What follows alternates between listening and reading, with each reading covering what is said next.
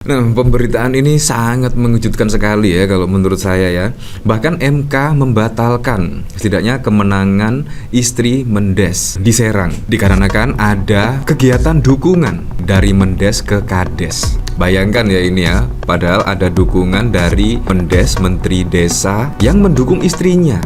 Nah, itu pun juga dibatalkan kemenangannya. Apalagi ada presiden yang turun gunung memenangkan calon tertentu.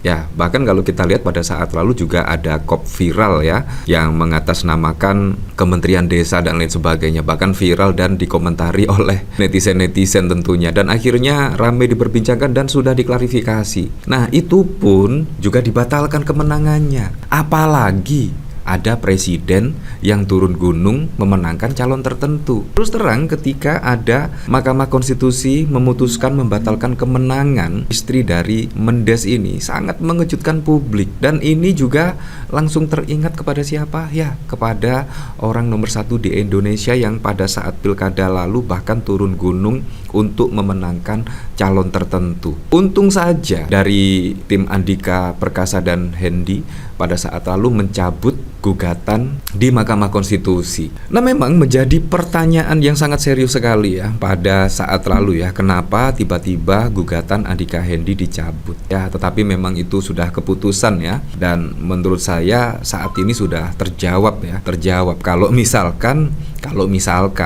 gugatan tersebut tetap dilanjutkan dan tidak dibatalkan, wah, bisa jadi MK akan memutuskan hal yang sama. Ini sangat mengejutkan sekali ya. Ya, semoga sajalah Mahkamah Konstitusi itu memang benar-benar di jalur trek yang benar. Ini menurut saya dipegang oleh Ketua Hakim MK ini sangat keren sekali ya. Karena apa? Karena pada saat lalu ketika pilkada akan dihadapkan dengan banyaknya kotak kosong, MK bahkan juga turun gunung dan bahkan menurunkan syarat threshold dari 20% ke 7,5%. Dan akhirnya apa? Akhirnya tidak ada kotak kosong. Bayangkan di negara demokrasi terbesar di dunia banyak yang melawan kotak kosong. Ini juga menjadi tantangan tersendiri untuk Mahkamah Konstitusi supaya apa? Supaya negara demokrasi terbesar di dunia ini bisa terselamatkan. Kurang lebih seperti itu. Bayangkan ya kalau pilkada pada saat lalu banyak kotak kosong dan pemenangnya ternyata kotak kosong. Betapa anehnya negeri demokrasi tetapi banyak kotak kosong. Ya, untung saja loh.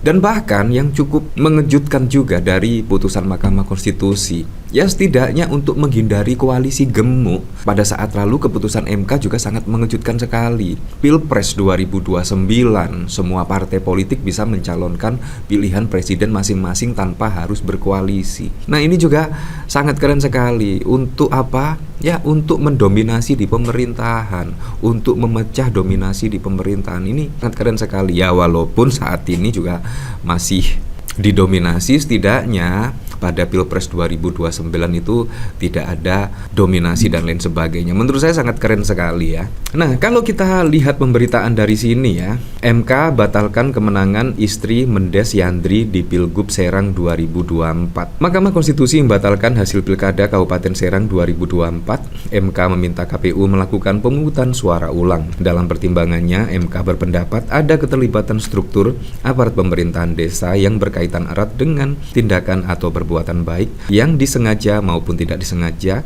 yang dilakukan oleh Menteri Desa dan Pembangunan Daerah Tertinggal Yandri dalam kapasitasnya selaku pejabat negara. Pada Pilgub Serang 2024, Istri Yandri, Ratu Sakiyah, merupakan bupati terpilih dalam perkara ini.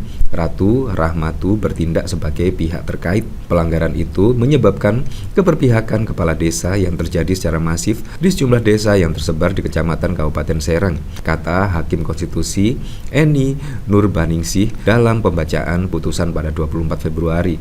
Atas dasar itu, Majelis Hakim Konstitusi meyakini telah terjadi serangkaian pelanggaran yang fundamental telah merusak kemurnian suara pemilih. MK pun membatalkan PKPU nomor 2028 tahun 2024 tentang penetapan hasil Pilkada Serang 2024. MK juga meminta KPU Kabupaten Serang menggelar pemungutan suara ulang dengan tenggat waktu paling lama 60 hari sejak putusan dibacakan.